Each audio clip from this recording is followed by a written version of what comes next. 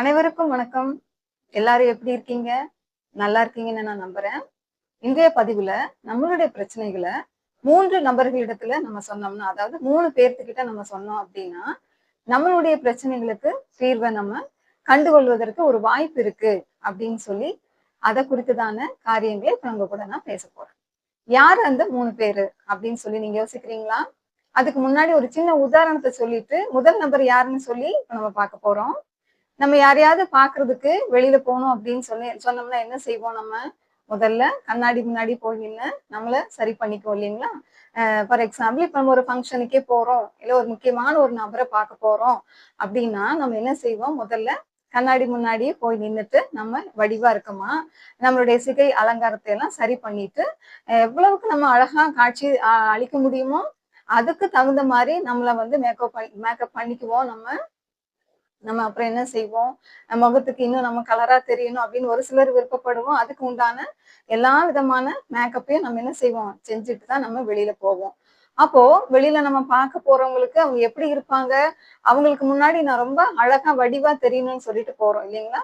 அதே மாரி நமக்கு இருக்கிற பிரச்சனைகள நம்ம வந்து என்ன யோசிப்போம்? நம்ம ஃபர்ஸ்ட்டு நம்ம திங்க் பண்ணி பார்ப்போம். இந்த பிரச்சனை நம்மனால சரி பண்ண முடியுமா?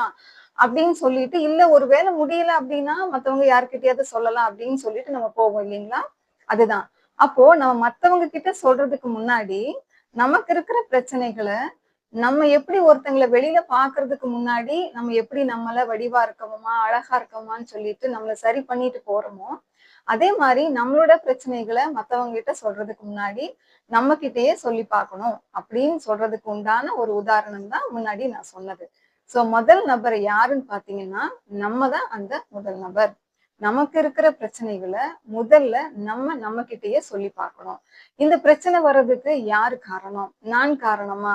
இல்ல என்ன சுத்தி இருக்கிறவங்க காரணமா? என்ன சூழ்நிலை காரணம்? அப்படின்னு சொல்லிட்டு, முதல்ல நம்மளுடைய பிரச்சனைகள நம்ம நமக்காகவே சொல்லி பார்த்துட்டு, நமக்கான பிரச்சனை தான் இது இல்லைங்களா? அப்படின்னு சொல்லிட்டு, நம்மளுகிட்டயே சொல்லி பார்க்கணும். நம்மளே திங்க் பண்ணி பார்க்கணும். நம்மனால முடிஞ்ச அளவுக்கு நம்மளுடைய பிரச்சனைகள முதலாவது நம்மிடமே சொல்லி நம்ம தீர்வ கண்டுகொள்வதற்கு முயற்சி செய்யணும். அடுத்தது 2வது நபர் இல்லைங்களா? 2வது முதல்ல நான் முன்னாடியே சொல்லியிருந்தேன்.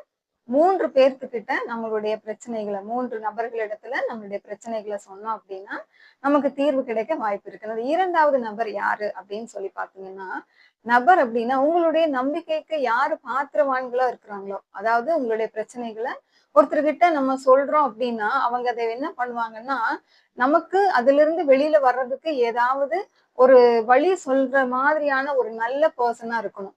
நம்மளோட பிரச்சனைகள கேட்டுக்கிட்டு, பிறரிடத்துல போய் அத மறுபடியும் ஸ்ப்ரெட் பண்ணி, அதன் மூலமா நமக்கு வேற ஒரு பிரச்சனை வராதபடிக்கு இருக்கக்கூடிய நபரா நீங்க பார்க்கணும். உங்களுடைய நம்பிக்கைக்கு யாரு பாத்திரவான்களா நீங்க நினைக்கிறீங்களோ, அவங்க கிட்ட உங்களுடைய பிரச்சனைகள சொல்லலாம்.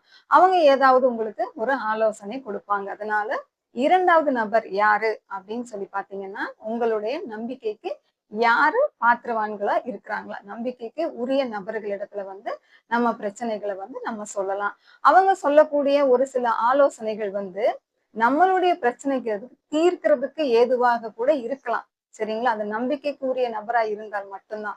அதனால அந்த ஆலோசனைகள் மூலமாக நம்மளுடைய பிரச்சனைகளுக்கு ஒரு தீர்வு கிடைக்க வாய்ப்பு இருக்கு. அடுத்ததாக 3வது நபர். யார் இந்த 3வது நபர்? இவர் வந்து ரொம்ப முக்கியமான நபர். முதல்ல வந்து பார்த்தீங்கன்னா, நம்மளுடைய பிரச்சனைகள நம்மளே சொல்லி பார்த்து, நமக்கு உண்டான தீர்வ நம்மளே வந்து எடுத்துக்கலாம், முயற்சி செய்யலாம்ன்னு சொல்லியிருந்தேன். அடுத்தது பார்த்தீங்கன்னா, 2வது நபர். அவர் வந்து நம்மளுடைய நம்பிக்கைக்கு பாத்திரவானா இருக்கணும். நம்முடைய பிரச்சனைகள மறுபடியும் வேற யார்கிட்டயும் சொல்லாதபடிக்கு, அப்படி ஒரு நபர் இருந்தாங்கன்னா, நம்ம அவங்க கிட்ட நம்மளுடைய பிரச்சனைகள வந்து ஷேர் பண்ணிக்கலாம். அவங்க சொல்லக்கூடிய ஆலோசனைகள நம்ம வந்து எடுத்துக்கலாம். 3வது நபர் ரொம்ப முக்கியமான ஒரு நபர். இப்ப 2 நபர்கிட்டயும் சொல்லி என்னுடைய பிரச்சனைகள் வந்து தீரல. என்னுடைய மன அழுத்தம் வந்து மாறல. ஃப்ரஸ்ட்ரேஷன் வரைக்கும் நம்மள கொண்டு போய் விட்டுருச்சு. மன அழுத்தம், ஆங்ஸைட்டி இதெல்லாம் நமக்கு ரொம்ப ஜாஸ்தியா ஆயிட்டே இருக்கு அப்படின்னு சொல்லிட்டு, நீங்க ஃபீல் பண்றீங்க, நீங்க நினைக்கிறீங்க அப்படின்னா, 3வது நபர்கிட்ட நீங்க தைரியமாக போய் உங்களுடைய பிரச்சனைகள வந்து நீங்க சொல்லலாம். அவரு யாரு அப்படின்னு பார்த்தீங்கன்னா, அவர்தான் ஆற்றுப்படுத்துனர். அந்த ஆற்றுப்படுத்துனர்கிட்ட நம்மளுடைய பிரச்சனைகளுக்கான தீர்வ அவர் வந்து நமக்கு வந்து வழிகாட்டுவார். யாரு அந்த ஆற்றுப்படுத்துனர் அப்படின்னு பார்த்தீங்கன்னா, உளவியல் ஆலோசகர். சரிங்களா? உளவியல் ஆலோசகர் கிட்ட நீங்க போய் தைரியமாக நம்ம போய் நம்மளுடைய பிரச்சனைகளை அவங்க கிட்ட சொல்லும்போது அவங்க நம்மள வந்து அசஸ் பண்ணுவாங்க. அவங்க வந்து நம்மள வந்து நம்ம கிட்ட இருக்கிற பிரச்சனைகள் என்ன டைப் ஆஃப் ப்ராப்ளம் நம்ம ஃபேஸ் பண்றோம் அப்படின்னு சொல்லிட்டு அவங்க கண்டறிந்து அவங்க வந்து உங்களுக்கு வழிகாட்டுவாங்க. சரிங்களா? இந்த மாதிரி நீங்க வந்து இப்படி செய்யலாம், அப்படி பண்ணலாம், இந்த மாதிரி ஒரு முயற்சி எடுத்து பாருங்க அப்படின்னு சொல்லிட்டு நமக்கு வந்து அவங்க வந்து வழிகாட்டுவாங்க. அதனால ஆற்றுப்படுத்துனர் அப்படிங்கிறவங்க கண்டிப்பாக நமக்கு இருக்கிற பிரச்சனைகளுக்கு ஒரு தீர்வு கிடைக்க ஒரு நல்ல ஒரு வழிகாட்டி.